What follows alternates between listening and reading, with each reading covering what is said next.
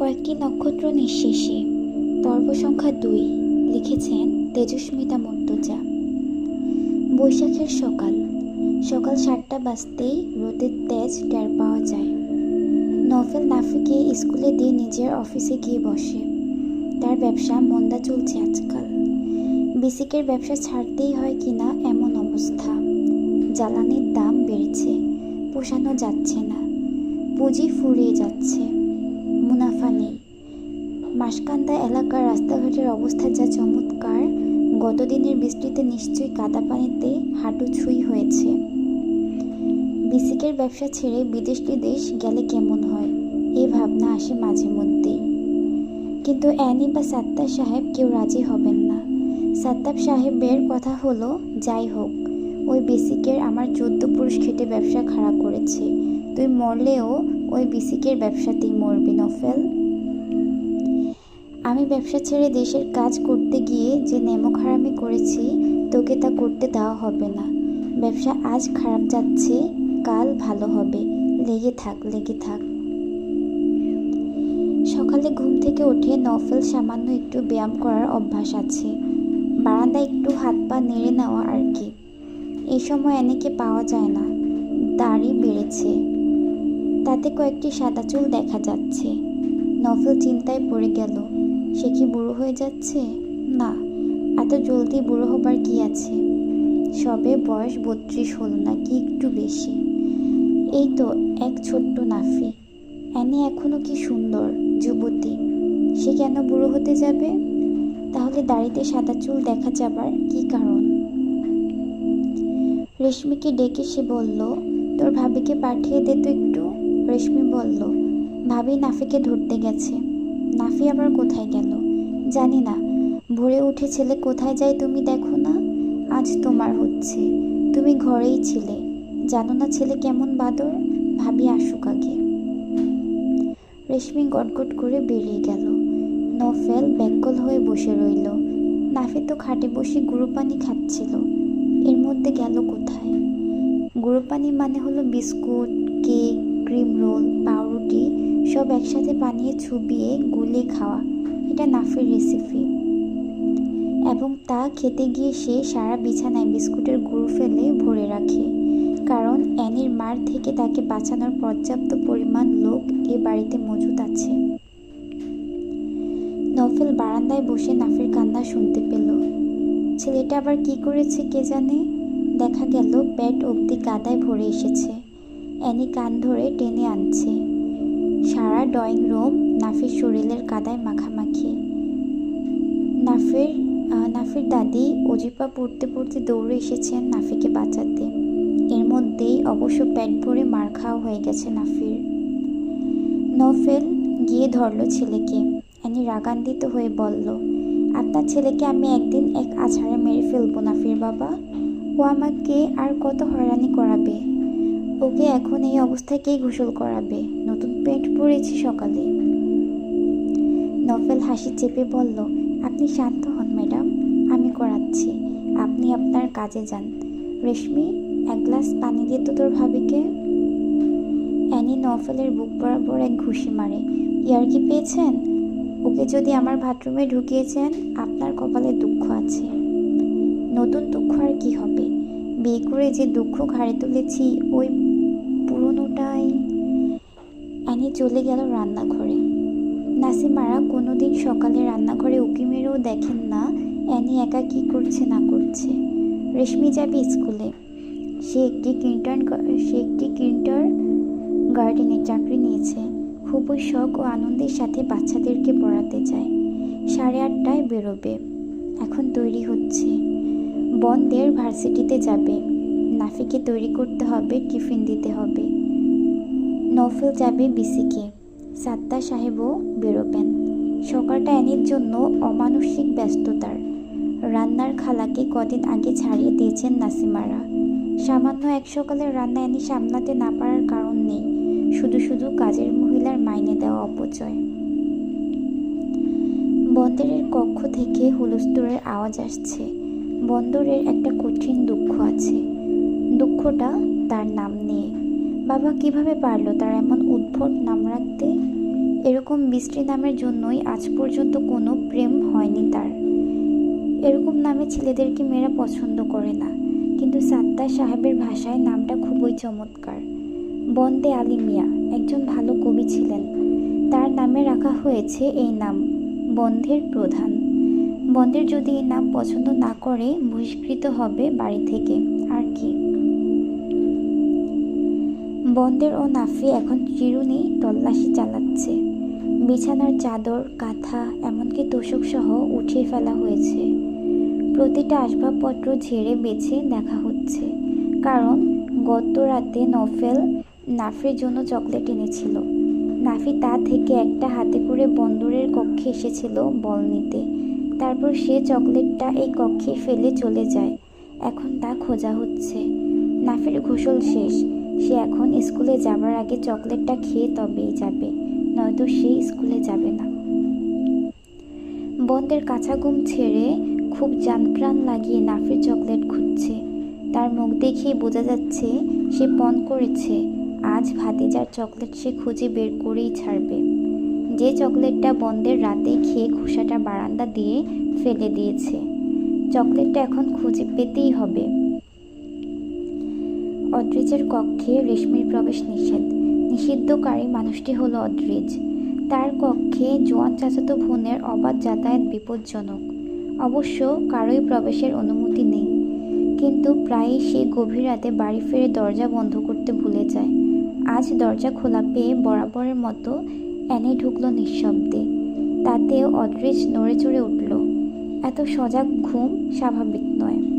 অ্যানির ধারণা বছরের পর বছর অদ্রিজ না ঘুমিয়ে কাটাচ্ছে। সে কখনোই ঘুমায় না, তার ঘুম নেই।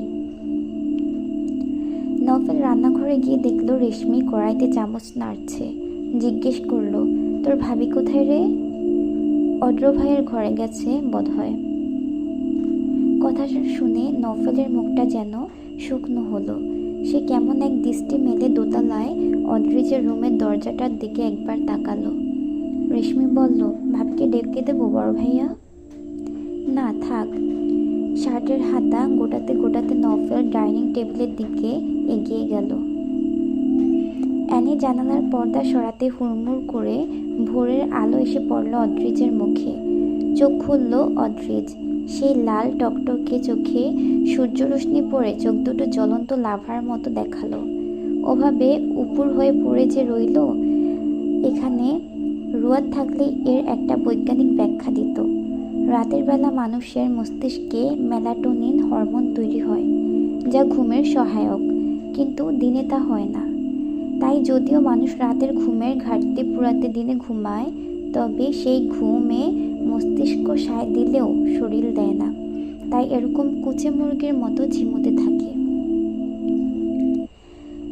অদ্রিজকে সবাই ভয় পেলেও পায় না অ্যানি, এবং সবার ধারণা অদ্রিজ অ্যানিকে কিছু বলেও না, খুব সহ্য করে, ভাবি হিসেবে মান্য করে। এই যেমন কক্ষে ঢুকেই অ্যানি শাড়ির আঁচলখানা কোমর ঘুরিয়ে এনে সামনে গুজে লেগে পড়ল একটা নোংরা গুদামকে কিছুটা মানুষ বসবাসযোগ্য কক্ষে রূপান্তর করতে। অদ্রিজ আপত্তি করল না। কাপড় চোপড় মাঠে বোনা বীজের মতো চতুর্দিকে ছিটিয়েছিল। সেগুলো গোছাতে গোছাতে অ্যানি জিজ্ঞেস করল, আর কজন লোক লাগবে বাস ভরতে? কোন বাস? বজ্রের মতো প্রগাঢ় কণ্ঠস্বর, ভারী, মোটা, শ্রোতা সপ্রতিভ হয়ে উঠবে এখন। বিরক্তিতে মুখ চুপ কুঁচকে ফেলল অদ্রিজ। শরীরে অস্বস্তি হচ্ছে, গা চুলকাচ্ছে তার। সে খচখচ করে গা চুলকাতে লাগলো। অ্যানি বলল, বাস কয়টা নিচ্ছেন? একটাই তো? অদ্রিজ বিড়বিড় করে উঠল, এবারা বলে কি বাড়া? জোরে বলল, ওটা ভরে 2 নাম্বারটা অর্ধেক ভরে গেছে।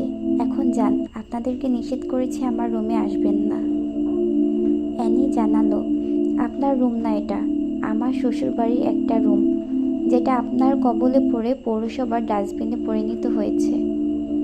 আপনি কি ইনডাইরেক্টলি খোটা দিচ্ছেন? ইনডাইরেক্টলি? Double directly. সে যাক, খোটাও তাকে দিতে হয় যার গায়ে লাগে, আপনার লাগবে না। যাই হোক, এ তো ভালোই, যত লোক হবে তত বড় সফর। আমি কিন্তু চাই বেশি লোক হোক। লোক বেশি হলে আনন্দ বেশি হয়, সমস্যার কি? অদ্রিজ নির্লিপ্ত চিত্তে বলল, বলেছি মাত্র অর্ধেক ভরেছে, অথচ আগামীকাল রাত 11টার গাড়ি। তো? অদ্রিজ চোখ তুলে তাকালে অ্যানির অদ্ভুত লাগে। এরকম কারো চোখ হয়? দুই চোখে এত নেশা, এত ঘোর। চোখের পাতা কখনোই পুরোপুরি মেলে না, আধখোলা লাল শিরায় জড়ানো চোখের মনি, দৃষ্টিতে ঘোর নিরাসক্তি। অ্যানির গাটা ঝাঁকুনি মেরে উঠল, একটু ভয় ভয় করে উঠল বরাবরের মতো। তো বাকি অর্ধেক লোক আপনি বা আমি লোকের কপালে বন্দুকের নল ঠিকই আনবো? ওই 20-25 জনের জন্য তো ঠিকই একটা গোটা বাস ভাড়া করতে হবে। বাসের মালিকেরা বাস অর্ধেক কেটে ভাড়া দেয় না, তাই বাসের ভাড়াও ফুল, কিন্তু বাস যাবে অর্ধেক খালি। মানুষ নেই, টাকা নেই। সেই টাকাটা যাবে আমাদের পকেট থেকে, কারণ আয়োজন আমাদের। অদ্রিজ উঠে দাঁড়ালো। অ্যানি বলল, বুঝলাম। তো আর লোক আসছে না? কত লোকে তো যেতে চেয়েছিল, এখনো চাচ্ছে। বাস ফাঁকাই যাবে, আমাদেরকে নিয়ে গেলেই হয়। এই ধরনের লোক, তাদেরকে বহন করার পয়সা আছে? অ্যানি হেসে বলল, তাহলে এবার মনে হয় আপনার বাড়ি বাড়ি গিয়ে ধর্ণা ধরা লাগবে লোক জোগাড় করতে। পারবেন তো? আপনি যাচ্ছেন সাথে? সহজ গলায় কথাটা বলে বাথরুমে ঢুকল অদ্রিজ। অ্যানি বলে উঠল, পাগল নাকি? আমি জীবনেও যেতে পারবো না। আচ্ছা, তো আপনি সত্যি বাড়ি বাড়ি যাবেন লোক জোগাতে? আমি এমনি মজা করে বলেছি।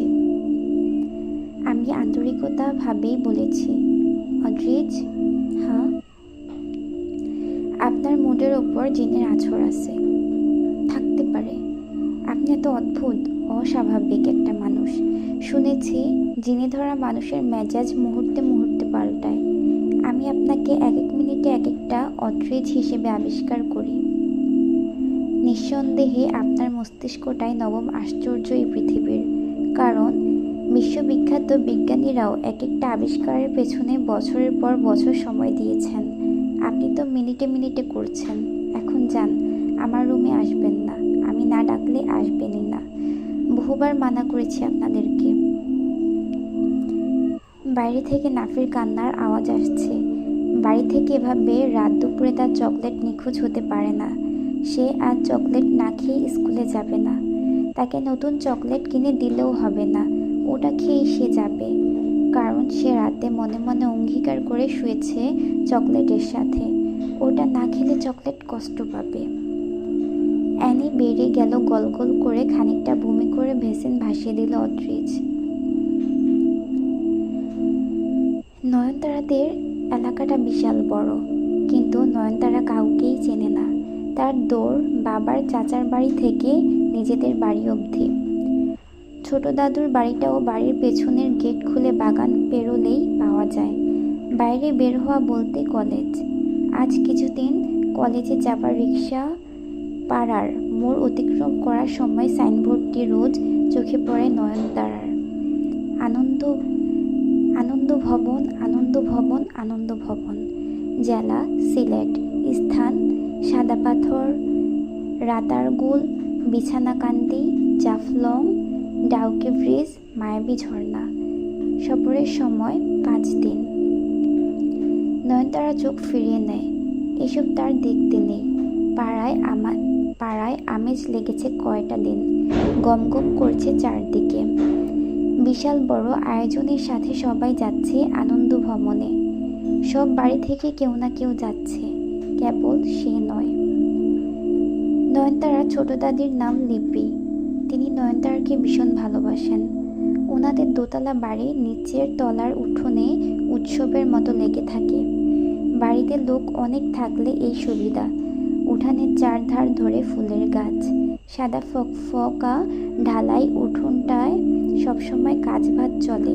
কখনো ধান অথবা গম, শুকনো মরিচ, ধনে, জিরে, মুড়ি, শুকনো এসব।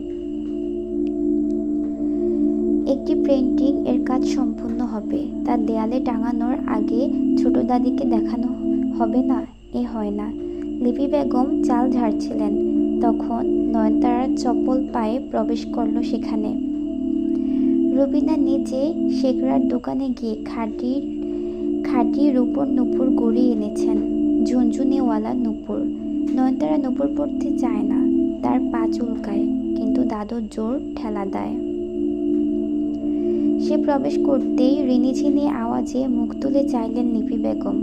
হালকা নীল রঙের স্কার্ট ও কুর্তি পরিহিত নয়নতারার পায়ের ঝনঝন আওয়াজের উৎস দেখা যায় না, কিন্তু তা জানান দেয় নয়নতারা তার নরম পা ফেলে চলছে। নয়নতারার বাবার ছোট দুই ফুফু আনোয়ারা ও মনোয়ারা পাশে বসে উকুন খুঁড়ছেন। লিপি বেগমের ছেলের বউ দিবা উঠান ঝাড় দিচ্ছে। লিপি বেগম হাসলেন। তোর কাছে পান্নাকে পাঠাচ্ছিলাম। কেন ছোট আপা? ডাকতে আবার কেন? আসিস না তো ঠিক মতো, বস। নয়নতারা বসল না।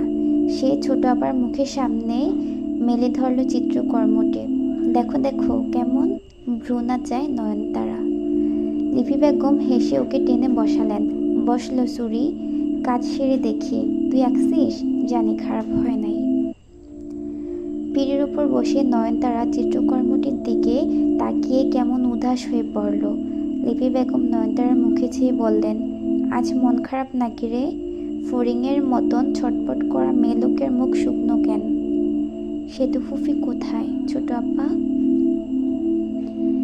সেতু সিঁড়ি দিয়ে নামছিল।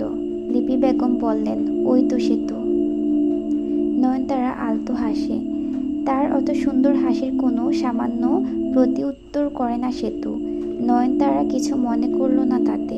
সেতু ফুফি ওরকমই, কথা কম, হাসি নেই, তার প্রতি সবাই এরকম তথস্থ। কিন্তু নয়নতারাকে ভালোবাসত ভীষণ। নয়নতারা যখন এত ভালো আঁকতে শিখেনি, ওই একটা ঘর, দুটো খড়ের পালা, একটা নদী, তার তীরে নৌকো এঁকে দৃশ্য আঁকতে শিখেছে, তা সেতু কত যে আগ্রহ আর উৎসাহের সাথে দেখিয়ে রেটিং দিত, ভুল দেখিয়ে দিত, রং বলে দিত। আজ নয়নতারার এত চমৎকার চিত্র সেতু চেয়েও দেখল না। সেতুর নিচের দুই সিঁড়ি বাদ থাকতে এক লাফে তাকে পেরিয়ে ঝড়ের মতো নিচে নেমে এসে দাঁড়ায় ঋতু। ঝনঝনে কণ্ঠে বলে, নয়ন, দৌড়ে গিয়ে কটা কাঁচা আম আনতো। ওয়াসিম ভাই গতকাল আম এনেছে না? নয়নতারা আস্তে করে বলল, তুমি গিয়ে নিয়ে আসো গা ফুফি, আমার একটু উঠতে ইচ্ছে করছে না। আমি যেতে পারবো না, মাথায় ঘাটটা মারলেও যাব না। ঋতু ঘাটটা মেরে বলল, তবু আমি তোকে ঘাটটা মারব। তুই বড়দের সম্মান করতে শিখিসনি নয়ন, ছি। নয়নতারাকে উদাস লাগলো। ঋতু চট করে কেড়ে নিল ক্যানভাসটি। ওরে নয়ন, কি সুন্দর এঁকেছিস, একদম পারফেক্ট রে। আসল বক্ষপুত্রের চাইতে বেশি সুন্দর লাগতেছে। নয়নতারা কিছু বলল না। ঋতু এবার মনোযোগ দিয়ে দেখল নয়নতারাকে। অবাক হয়ে বলল, কি রে নয়ন, তোর না দেখি মন খারাপ। কেন খারাপ রে? প্রেমিকের সাথে ঝামেলা হয়েছে, নাকি ব্রেকআপ, নাকি পটাতেই পারছিস না? ঋতুর দুটো ফুফু, বড় ভাবি, বড় বোন, দুধ নিয়ে আসা পাড়ার দুজন মহিলা, সবচেয়ে বড় কথা স্বয়ং তার মা বসে আছে সামনে। কথা শেষ করে মায়ের দিকে তাকিয়ে দাঁত বের করে হাসল ঋতু। হি হি, ভালো আছো আম্মা? লিপি বেগম কটমট করে বললেন, শেষবেলা এমন বেহায়া মেয়ে আমার পেটে জন্মেছিল কেমনে? তোমার নিজেরই সন্দেহ আছে? এই তুমি আবার হাসপাতালে কারো কাছ থেকে টুক করে তুলে নিয়ে নিজের নামে চালাওনি তো? রুয়াদ ভাইকে বলে একটা মানবাধিকার সম্মেলন ডাকা দরকার। সঙ্গে সঙ্গে পরিবেশটা জমে গেল। থমথমে হয়ে উঠল বাতাস। এ বাড়িতে রুয়াদের নাম উচ্চারিত হতে নেই। ঋতু বড় বেলেহাজ। তন্নি বেগম এলেন। ওনাকে দেখে সেতু অন্যদিকে মুখ ফেরালো দাম্ভিকের মতো। তামাশা অপছন্দ, তাই চলে গেল না। আকাশের দিকে তাকিয়ে থাকলো। পার্থিব সকল কিছু থেকে মুক্ত দুটো বেপরোয়া চোখ সেতুর। আকাশ দেখতে লাগলো। সেতু কথা বলবে না জেনেও তন্নি বেগম কয়েকবার তাকালেন সেতুর দিকে। সেতু তাকালো না। ওনার হাতে ঝুড়ি ভর্তি কাঁচা আম। লিপি বেগমকে বললেন, গরুর দুধ আজ কতটুকু হয়েছে ছোট মা? আজ পাবা না, কাল দেব। আগে বলা যায় না, বসো। ঋতু আমের ঝুড়ি কেড়ে নিয়ে বলে, এখন এলে ভাবি? সকাল থেকে অপেক্ষায় আছি। তোমার আক্কেল নেই? তোর থাকলেই হতো, তাহলে গিয়ে নিয়ে আসতি। হ্যাঁ, আর তখন তুমি মনে মনে হ্যাংলা বলে গালি দিতে। মনে মনে আবার কি? এই দেখ, জোরেই বলছি, ঋতু হ্যাংলা। নয়নতারা অন্য সময় হলে হেসে কুটি কুটি হতো, আজ হাসল না। ঋতু খুব দুঃখের সাথে নয়নতারার কাঁধে মাথা রাখলো। আমার কোনো মান-ইজ্জত নেই রে নয়ন, কেউ দাম দিতে চায় না। দিবা উঠোন ঝাড় দিয়ে এসে ওদের কাছে দাঁড়ালো। ঘেমে গেছে শরীর। সবার কথা শুনে মিষ্টি হাসতে লাগলো। নয়নতারা জিজ্ঞেস করলো, চাচি আম্মু, তুমি রোজ সন্ধ্যার পর গোসল করো, তোমার ঠান্ডা লাগে না? দিবা হাসি মুখে বলল, দুপুরে গোসল করলে আর কাজ করা যায় না গো, আবার ঘা ঘেমে যায়, গা চিটচিট করে, তার চেয়ে সব কাজ সেরে একেবারে গোসল দিই। ঋতুর বড় ফুফু আনোয়ারার কাছে এমন সব আদিক্ষেতার কথা ভালো লাগে না। দেখলেন দিবাকে, কিছুক্ষণ অক্লান্ত চেষ্টার পর একটা খুঁত পেলেন। তার চেষ্টা সফল হলো। দিবার মাথার চুল উঁচুতে বাঁধা। ছোট বোনকে ডেকে আস্তে করে বললেন, মনুরে, লিপি এই জাহিলটাকে কোথকে থেকে নিয়ে আইছিল কত? দেখ, মাথার চুল সিঁড়ির উপরে বাইন্দা রাখছে, খান্নাস খান্নাস লাগতেছে না দেখতে? দুজনের মধ্যে দিবাকে নিয়ে বিচার বিবেচনা শুরু হলো। কে কত গুরুতর দোষ আরোপ করতে পারে লিপির ছেলের বউয়ের ওপর একটা প্রতিযোগিতামূলক ক্রিয়া শুরু হলো। লিপি বেগম শুনছিলেন সেসব চুপচাপ। কিন্তু যে চুপচাপ শুনল না, সে সেতু। গম্ভীর স্বরে তীক্ষ্ণ চোখে তাকিয়ে বলল, ফুফু, আমার দিকে তাকান তো। চমকে তাকালেন দুজন। সেতু বলল, ঋতুর চুল কোথায় বাঁধা ফুফু? দেখতে পাচ্ছেন? আরো উপরে বাঁধা, তাই না? নয়নের চুলও কিন্তু সেরকম উঁচুতেই বাঁধা। আপনারা এতক্ষণে একবারও ওদেরকে দেখেননি? থমথমে একটা পরিবেশ তৈরি হলো সেখানে। সেতু বলল, চলুন, আমি মানছি ব্যাপারটা ভালো না, কিন্তু সেই একই খারাপ ব্যাপার যা আমাদের মধ্যেও আছে, ভাবের মধ্যেও দেখা যাচ্ছে। আপনাদের কাছে দাঁড়িয়ে আছি আমরা, অথচ আপনি আমাদেরকে পেরিয়ে ভাবের কিচ্ছা ধরলেন কেন? কারণ নিজের ছেলে লাউ চুরি করলে হাত কাটার বিধান নেই, তাই? লিপি বেগম চোখের ইশারায় চুপ করাতে চাইলেন মেয়েকে। ওনার এর বেশি সাহস নেই। সেতুকে তিনি ভয় পান। সেতু বলল, আমরা বাড়ির মেয়েরা সেই একই কাজ হালাল হিসেবে করতে পারি, কিন্তু বউ পারে না। অথচ সে আপনাদের বাড়ির বউ হবার আগে কোনো বাড়ির মেয়ে, ঠিক আমাদেরই মতন। আবার আপনার বাড়ির মেয়েও কিন্তু অন্য বাড়ির বউ, ঠিক ভাবিরই মতো। সুতরাং সাবধান, আম্মার সম্মুখে বসে ভাবির কীর্তন গেয়ে আম্মার ভেতরে শাশুড়িত্ব জাগাবেন না, এতে কলহের সৃষ্টি হবে বাড়িতে। আপনারা এসে থাকেন, ভাইয়ের বাড়িতে থাকতেই পারেন, আর তাতে ভাবে বাধা হয়নি নিশ্চয়ই? খেয়ে কাজ না পেলে আবার খাবেন, তবু সময় কাটানোর মাধ্যম এবং ছেলের বউয়ের বদনাম করে আমার আম্মার মন জয়ের উপায় হিসেবে কুটিলতা নিয়ে পড়ে থাকবেন না। সেতু আর দাঁড়ালো না সেখানে। লজ্জায় অপমানে জমে রইলেন দুই ফুফু। আসলে ওনারা খেয়াল করেননি ওখানে সেতু উপস্থিত, নয়তো এই সাহস করতেন না। তন্নি বেগম চলে গেলেও নয়নতারা গেল না, কারণ বাবা এখন বাসায় নেই, আসবে রাতে। নয়নতারাকে নিয়ে ঋতু উপরে যায়। মাগরিবের নামাজ শেষ করে উঠে সেতু। দিবা গোসল সেরে মাথায় গামছা পেঁচিয়ে এসে বসে। তাকে দেখতে কিশোরী নয়নতারার কেমন যেন ভীষণ ভালো লাগে। বধূ এক ধরনের স্নিগ্ধতা দিবার চেহারা থেকে যেতেই চায় না যেন। দুই হাতে স্বর্ণের দুটো চুড়ি, নাকের সোনালি নাকফুল, লজ্জা ভরা মুখশ্রী, আর নামহীন কিছুমিছু একটি যুবতী নববিবাহিতা নারীর মাঝে যে লাবণ্য আনে, তা দেখলে কিশোরীদের ভেতরে এক শিহরণ জাগে। চোখে ধরে খুব, নয়নতারাও তাই।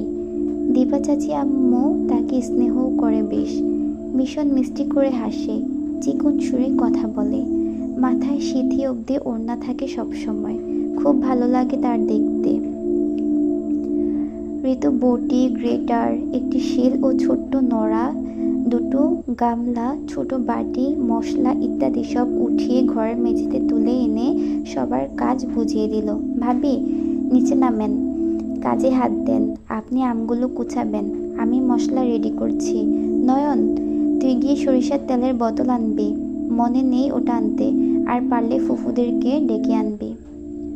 পরে সেতুর দিকে খেয়াল করে দ্রুত বলল, আচ্ছা থাক, ওনাদেরকে ডাকার দরকার নেই, দিয়ে আসবো, ওখানেই খাবে, তুই শুধু সরিষার তেল আর চিনির কৌটো আন। ঋতুদের কক্ষে পাশাপাশি দুটো সিঙ্গেল বেড পাতা, একটা টেবিল, একটা আলমারি, ছোট্ট কর্নার শপিস, আর বাকিটা কৃত্রিম ফুলটুল দিয়ে সাজানো। আর অবশ্যই দেয়ালে টাঙানো আছে নয়নতারার হাতের কিছু চিত্রকর্ম। ঘরটা নয়নতারার খুব পছন্দ। মাখা আমের দিকে তাকালো না সেতু। ঋতুর সঙ্গেও খুব বেশি কথাবার্তা বলে না।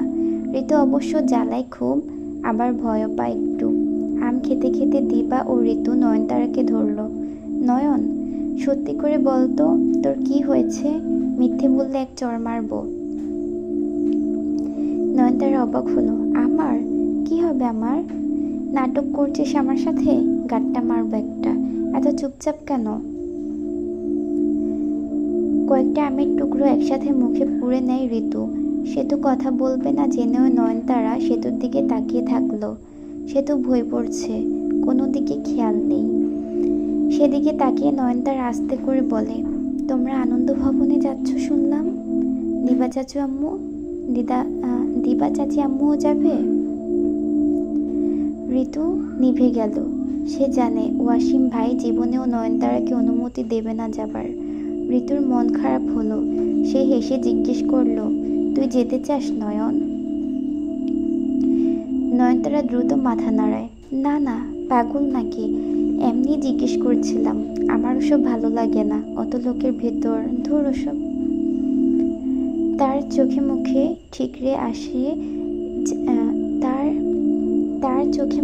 ঠিকরে আসা যাবার আগ্রহ দেখেও ঋতু চুপ রইল। এসব ছাড়াও নয়নতারার ইচ্ছে করে সেতুর সঙ্গে কথা বলতে, কিন্তু সে জানে সেতু বলবে না। তাদের বাড়ির কারো সঙ্গেই সেতুর কিছু নেই। ভীষণ সুন্দর মিষ্টি চেহারা সেতুর, কিন্তু সে ফর্সা নয় ঋতুর মতো, মাঝারি ফর্সা, লালচে চেহারা সেতুর। গাম্ভীর্য ব্যাপক সেখানে।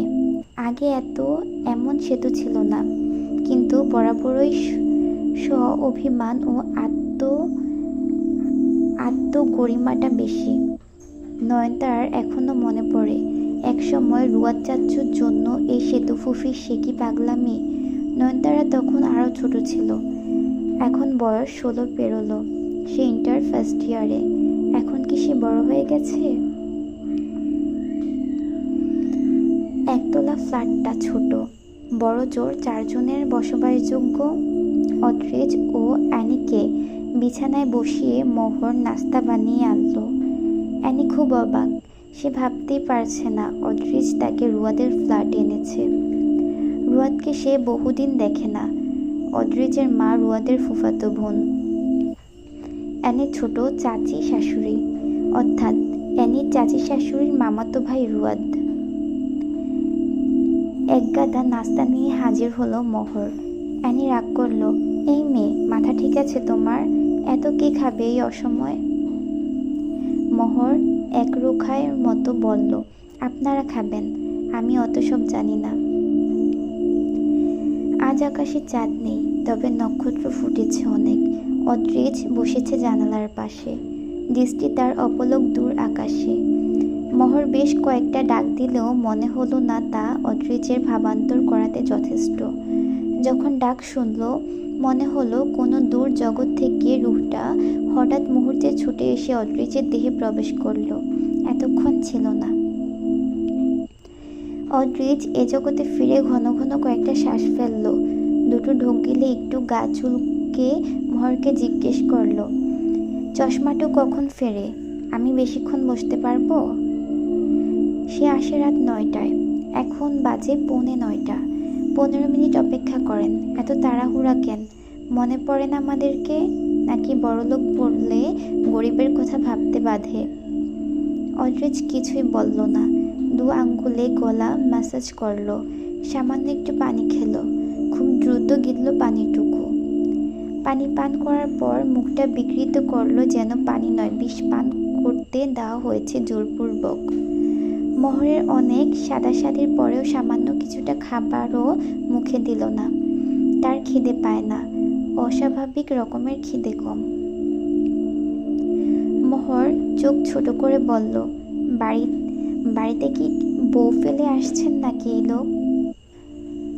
অ্যানি চোখ উল্টে বলল, সে তো বৈরাগী, ব্রত করেছে গো, পণ করেছে।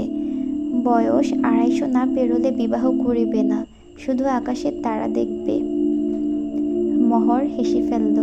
অ্যানি দেখতে লাগলো মহরকে। ডাগর ডাগর চোখের নিচে কালি পড়া, রাতে ঠিকমতো ঘুমায় না, পরনে গোলাপি সালোয়ার কামিজ, ঘন চুলগুলো ঘাড়ের কাছে খোপা বাঁধা।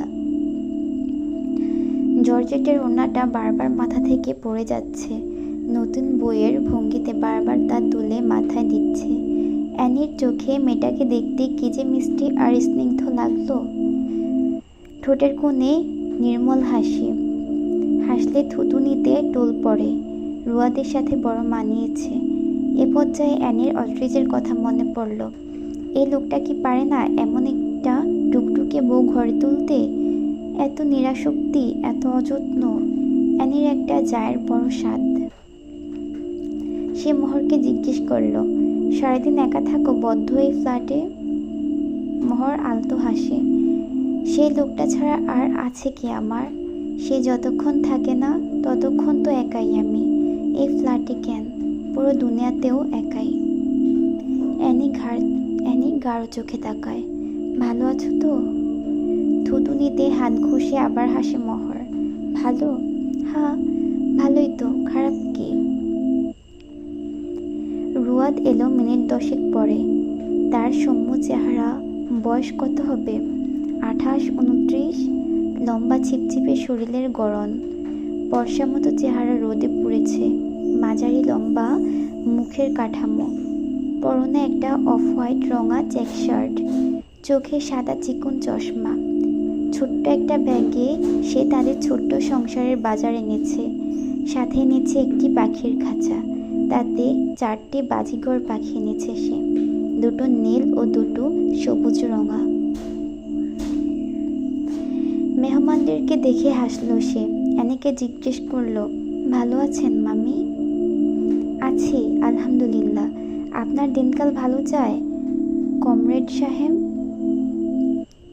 রুয়াদ তার স্বভাবসুলভ হাম্বরা হাসি হাসে, দাম্ভিকের মতো কাঁধ ধুলায়। All time, any time. অ্যানির মনে হলো তরতরে যুবক রুয়াদ ইবতেহাজ কর্তব্যের ভারে নিজেও যেন ভারী হয়ে গেছে। ভীষণ বেপরোয়া, বিপ্লবী, চেতনাধারী গবেষক ছেলেটার অতিরিক্ত জেদ সব কিছুর ঊর্ধ্বে আজ। রুয়াদ বাজারের ছোট্ট ব্যাগ ও পাখির খাঁচাটা মহরের হাতে ধরিয়ে দিল। কপালে ঘাম, ক্লান্ত শরীর। মহরকে বলল, দেখছো ঘেমে ভিজে এলাম, একটু ঘাম মুছে দিলেও পারো। মহর মুখ ভেঙচায়। ওরে আমার তুমি রে, পারবো না। তার উপর গামছা আছে, মুছেন গিয়ে। রুয়াদ গম্ভীর মুখে ওভাবেই দাঁড়িয়ে থাকে। মহরও সেই একই মতো গম্ভীর মুখে ওড়নাটা তুলে রুয়াদের ঘাম মুছে দিতে গেলে দেখা যায় মেয়েটা উচ্চতায় সামান্য ঠকে গেছে। রুয়াদ নামক তালগাছের সেবা যত্নে আরেকটু লম্বা হতে হতো তাকে। এক্ষেত্রে রুয়াদকে নত হতে হলো। নিজের লম্বা শরীরটা ঝুঁকিয়ে নরম হাতের সেবাটুকু নিল সে। রুয়াদ ঝুঁকে এলে মহর একই সুরে বলল, পানি দেব? পিপাসা পায়নি? রুয়াদ আস্তে করে সম্মতি দেয়, দাও একটু। অদ্রিজকে দেখে বলল, মহ, আমার ফ্ল্যাটে জঙ্গিবাদী টেরোরিস্টদের প্রবেশ করতে দিয়েছ কোন সাহসে? বলে ধপ করে বসে অদ্রিজের পাশে।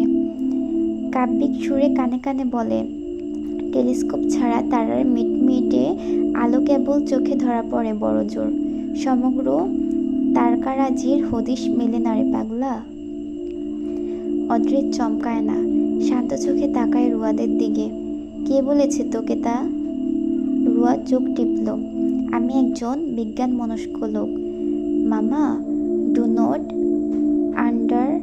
আন্ডারএস্টিমেট। এরপর কতক্ষণ দুজনে ঘুম হয়ে তাকিয়ে রইল আকাশের দিকে। কলেজ জীবন, তারপর অর্ধেকটা ভার্সিটি, সবটা চক্রাকারে এক পাক ঘুরে আকাশের অসীমে মিলিয়ে গেল। তাদের চোখ ধাঁধিয়ে এলো।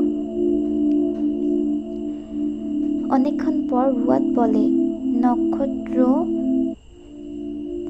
নক্ষত্রগুলো পৃথিবীর কোনো চোখে দৃশ্যমান হয় না অদ্র। তা কেবল একটি তত্ত্ব, একটা অনুকল্প। এই পাগলামি শেষ চাই। অদ্রিজ নির্বিকার চিত্তে বলে, ঠিক, এই পাগলামি শেষ চাই। চলো আরেকবার বিদ্রোহ করি। নিজেকে দেখেছিস আয়না? আমার রুমে আয়না নেই। সচেতন নাগরিক, খবরদার ভুলেও কোথাও আয়না পেলে যেন সামনে দাঁড়িয়ে যাস না। নিজের ওপর খানিকটা মায়া আসলে সর্বনাশ। বাঁচবি না তুই। অদ্রিজ বিড়বিড় করে বলে, কেউ বাঁচবে না, নক্ষত্রেরও মৃত্যু হয়। পকেট থেকে সিগারেট বের করে তা জ্বালিয়ে টানতে লাগলো। সেই গন্ধে মোহর খুব কাশল। সে সিগারেট সইতে পারে না। তাতে সামান্য যায় আসলো না অদ্রিজের। সে আপন মনে সিগারেট টেনে গেল, ফেললো না। একটু তাকিয়ে দেখলও না কে কাশছে বা কি হচ্ছে। রুয়াদ পানি পান করে চশমা খুলে চুলে হাত বুলল। চুল ঘেমে গেছে, গোসল করা আবশ্যক। চশমাটা টেবিলের ওপর রেখে বলল, কেন এসেছিস? ট্যুরে যাচ্ছি, সিট ফাঁকা, লোক দরকার। কবে? আগামীকাল। আজ এসেছিস? সিট ফাঁকা না থাকলে আসতাম না। ধুম করে একটা লাথি মারল রুয়াদ। উল্টে পড়ে অদ্রিজ। দেখে মনে হলো আর ওঠার শক্তি নেই, পড়ে রইল ওভাবেই। রুয়াদকে বলল, যাবি তো চল, পুরো পয়সা দিতে হবে কিন্তু। টাকা নাই আমার কাছে। অদ্রিজ অ্যানিকে বলল, চাচাতো ভাবি চলেন উঠি, অন্য কোথাও দেখি কেউ যায় কি না। আমার ট্যুরে ফকিন্নিদের জন্য কোনো সিট নেই। চলি মামা, চশমাটু বিদায়। অদ্রিজ উঠে দাঁড়ায়। রুয়াদ চুলে হাত বুলিয়ে কি ভাবে, তারপর শুধায়, হকের বাড়ির কেউ যাচ্ছে? অদ্রিজ পেরিয়ে যেতে যেতে বলে, না, কেউ না। বললাম তো না। আমার জানা মতে ওই বাড়িতে মরাদের বাস। ওরা ট্যুরে যায় না। তাতে তোর কি? তুই এমনিতেও যাচ্ছিস না, তোর পকেটে মাল নেই। রুয়াদ বলল, হকের মেয়েকে নিবি? সামান্য ভ্রু কুঁচকে একটু ভাবল অদ্রিজ। খুব কষ্টে কিছু স্মরণ করে বলল, তোর ভাতিজি? ছোট দেখেছিলাম, নাম যেন কি? রুয়াদ সব কথা এড়িয়ে শুধু বলে, 9:30 বাজে, এখন যা, হক বাড়ি ফেরে খানিক পর, কথা পাকা করে আয়। অদ্রিজ বলল, কথা পাকা করে আসবো? তোর ভাতিজিকে বিয়ের প্রস্তাব দিতে যাচ্ছি? রুয়াদ তেড়ে গিয়ে থাবা দিয়ে অদ্রিজের গলা টিপে ধরল। খবরদার, no foul talk about her, মেরে দেবো একদম। কয়েকটি নক্ষত্র নিঃশেষে পর্ব 2 এখানে শেষ। হয়তো লেখার মাঝে পড়ার মাঝে অনেক